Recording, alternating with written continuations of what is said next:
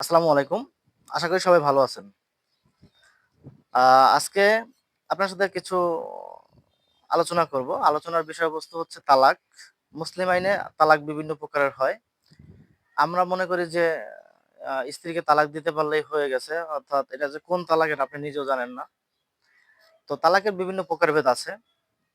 তো আজকে বিভিন্ন প্রকারভেদগুলো নিয়ে আপনার সাথে আলোচনা করব। তালাক শব্দের অর্থ হচ্ছে মুক্তি। অর্থাৎ স্বামী কর্তৃক স্ত্রীকে মুক্ত করার বিষয়টাকে তালাক বলা হয়। তবে এক্ষেত্রে চাইলে স্ত্রীও স্বামীকে মুক্ত করতে পারে। এটাও একটা তালাক হবে। এটাও তালাকের একটা প্রকারের ভিতরে আছে। তো আপনারা জানেন কিনা জানি না। তো আজকে আপনাদের জানাবো তালাক বিভিন্ন প্রকারের যে হয়। এটার ভিতরে আছে তালাকি আহসান আছে, এটা একটা প্রকার। তালাকি হাসান আছে, তারপরে হচ্ছে তালাকুল বিদাত আছে, তালাকি তৌফিজ আছে, খুলা তালাক আছে, ইলা তালাক আছে, জিহার আছে। তো এই সম্পর্কে আপনাদের সাথে একটু আলোচনা করি।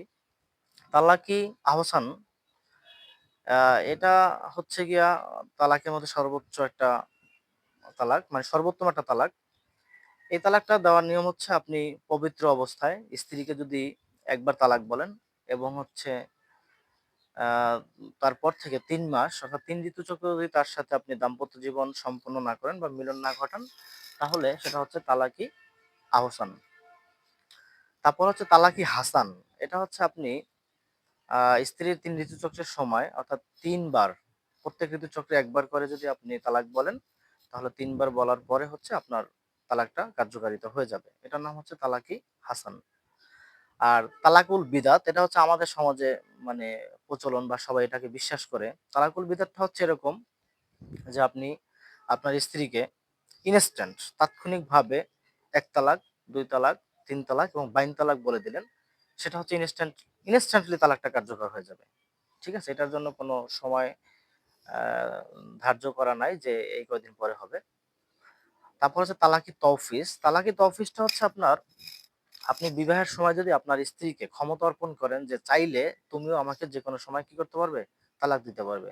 যদি এটা বিবাহের সময় তাকে ক্ষমতা অর্পণ করে দেন, তাহলে স্ত্রী আপনাকে তালাক দিতে পারবে। আর স্ত্রী তালাক যদি আপনাকে দেয় তাহলে সেটা হচ্ছে তালাকি তৌফিজের ভিতরে পড়বে।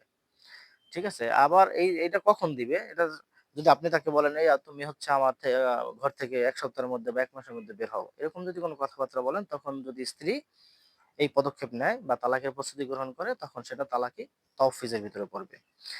ঠিক আছে? তারপরে আরো আছে আপনার খুলা তালাক। খুলা তালাকটা হচ্ছে এমন একটা তালাক যা উভয়ের সম্মতিতে কার্যকর হয় এবং স্বামী এবং স্ত্রী ২ জনের সম্মতিতে যদি কোনো তালাক হয়, সেটা হচ্ছে খুলা তালাক বলা হয়। তারপর হচ্ছে ইলা তালাক। ইলা তালাকটা হচ্ছে আপনি প্রতিজ্ঞাবদ্ধ হইলেন, অর্থাৎ স্বামী প্রতিজ্ঞা দিনে বিবাহ বিচ্ছেদ হলে উহাকে বলা হয় ইলা তালাক। কোন স্বামী যদি এই মর্মে শপথ করে, প্রতিজ্ঞা করে বলে যে তিনি তার স্ত্রীর সাথে ৪ মাস বা ততোধিক সময়ের ভিতরে স্ত্রী সহবাস করবে না, তাহলে এই সময় অতিবাহিত হওয়ার পর কোন আইনগত কার্যক্রম ছাড়াই বিবাহটি ভঙ্গ হয়ে যাবে।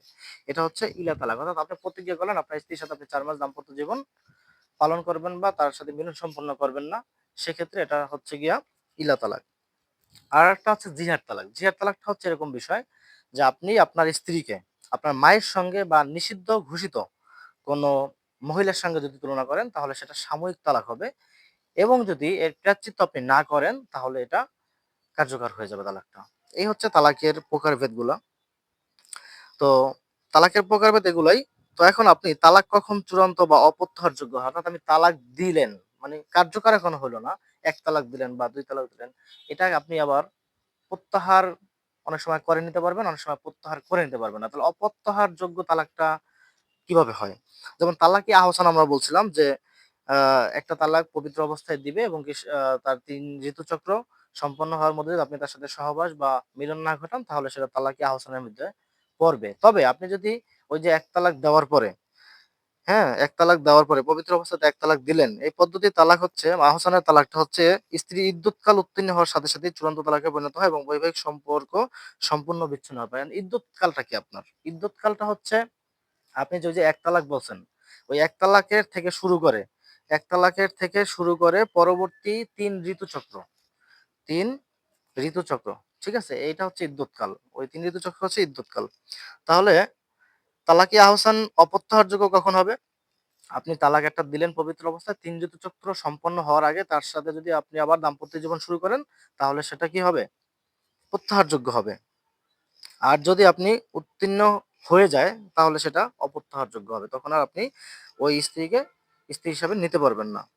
আর তালাকি হাসান যেটা বললাম, এই পদ্ধতি তালাক ইদ্যতের মেয়াদ অপেক্ষা না করেই ৩য় ঘোষণার পর অরোধযোগ্য হয় এবং চূড়ান্ত তালাকের রূপে গণ্য হয়। ফলে তাদের বিবাহ বিচ্ছিন্ন হয়। তো তালাকি হাসান হচ্ছে গিয়ে আপনি ওই যে প্রত্যেক ঋতুচক্রে একবার করে তালাক বললেন, তাহলে ১ম ঋতুচক্র, ২য় ঋতুচক্র ২ মাস, পরের ঋতুচক্র হওয়ার সাথে, সাথে আপনি তালাক বলেন, তাহলে ইনস্ট্যান্টলি সেখানে তালাক কার্যকর হবে। তখন আপনি তালাকটা কি করতে পারবেন না? প্রত্যাহার করতে পারবেন না। এটা হচ্ছে অপ্রত্যাহারযোগ্য।